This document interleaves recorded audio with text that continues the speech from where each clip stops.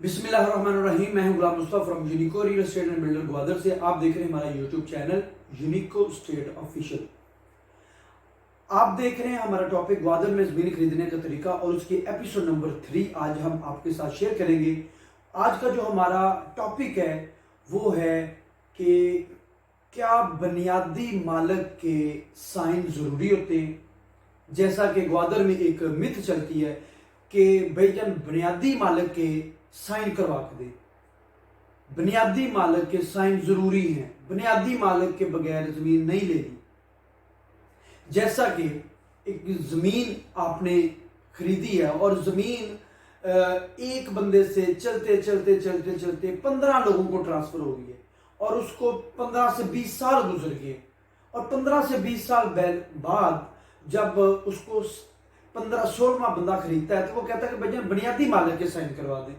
تو اگر بنیادی مالک زندہ نہیں ہے, وہ ہے ہی نہیں, ایگزسٹ ہی نہیں کر رہا, ابراڈ چلا گیا, تو کیا آپ زمین نہیں خریدیں گے؟ اس لیے قانون کی حیثیت میں اکارڈنگ ٹو لا بنیادی مالک کا کوئی کنسیپٹ نہیں ہے. دنیا میں بنیادی مالک کا کوئی کنسیپٹ نہیں ہوتا, کہیں کوئی کنسیپٹ نہیں ہوتا. جیسا کہ آپ ہمارے پنجاب میں دیکھ لیں, پنجاب میں آپ کوئی بھی زمین خریدتے ہیں, زمین خریدنے کے بعد آپ اس کو ٹرانسفر کرواتے ہیں, سٹیٹس چینج ہوتا ہے, آپ پوزیشن دیتے ہیں, دیٹس اٹ. اس کے علاوہ کوئی تقاضا نہیں ہوتا. اس کے علاوہ زمین کا صرف زمین میں یہ 2 چیزیں ہوتی ہیں, سٹیٹس چینج, ٹرانسفر دے دی, اور پوزیشن دے دیا. پوزیشن بہت ضروری ہے. اس میں ہم تھوڑا سا آپ کو بتا دیں گے کہ پنجاب اور گوادر میں تھوڑا فرق ہے. اس میں تھوڑی سی کمپلیکیشن ہے جو ہم آپ سے شیئر کریں گے, کیونکہ پنجاب میں زیادہ تر لینڈ ایگریکلچر لینڈ ہے. ایگریکلچر لینڈ آپ لیتے ہیں تو وہاں پہ آپ اپنی کاشتکاری سٹارٹ کر دیتے ہیں, اپنا ڈیرا بنا لیتے ہیں, اپنے ملازم بٹھا دیتے ہیں, تو آپ کا پوزیشن مضبوط ہو جاتا ہے, جس وجہ سے کوئی ضرورت نہیں پڑتی کہ آپ کہتے ہیں بنیادی مالک کی سائن کروا دیں.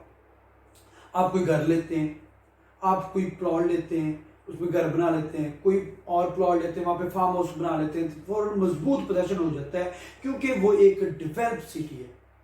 اور اس کے کمپیریٹیولی جب ہم بات کرتے ہیں گوادر کی, تو گوادر کیونکہ ایک بنجر قدیم ہے, جس وجہ سے یہاں پہ آپ کی جو زمین ہے وہ ایک موسٹلی ڈیزرٹ ہے, جسٹ لائک دبئی یا چولستان کی آپ ایگزامپل لے لیں.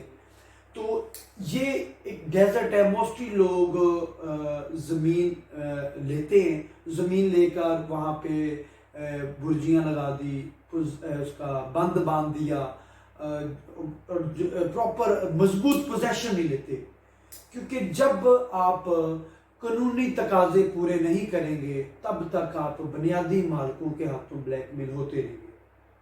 بنیادی مالک جب آپ 20 سال بعد بھی زمین خرید رہے ہیں اور آ کے آپ تقاضا کر رہے ہیں کہ مجھے بنیادی مالک کے سائن کروا دیں, اوبویسلی وہ جو تو کچھ زیادہ ایماندار ہوگا, اس چیز کو سنتا ہوگا اور کہتا ہوگا کہ حق سچ میں نے سیل کیے, تو وہ آپ کو دوبارہ پوزیشن بھی دے دے گا, سائن بھی کر دے گا.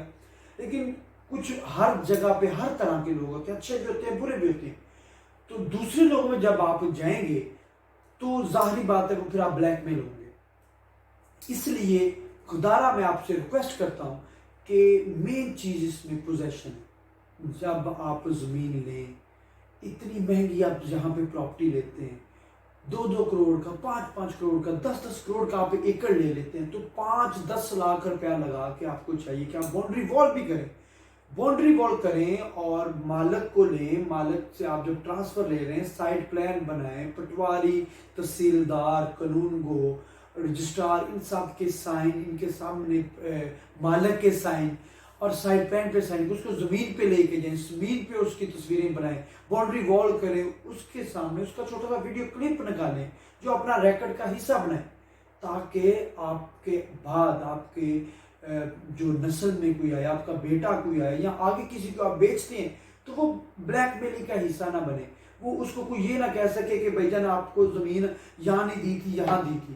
چونکہ یہاں پہ زمینیں ڈے بائی ڈے جو گوادر کی لینڈ ہے ایکسپینسو ہو رہی ہے, جس وجہ سے جو لوگ ہیں پھر آپ کو بلیک میل بھی کرتے ہیں کہ بھائی جان آپ کو یہاں نہیں دی تھی, آپ کو یہاں دی تھی.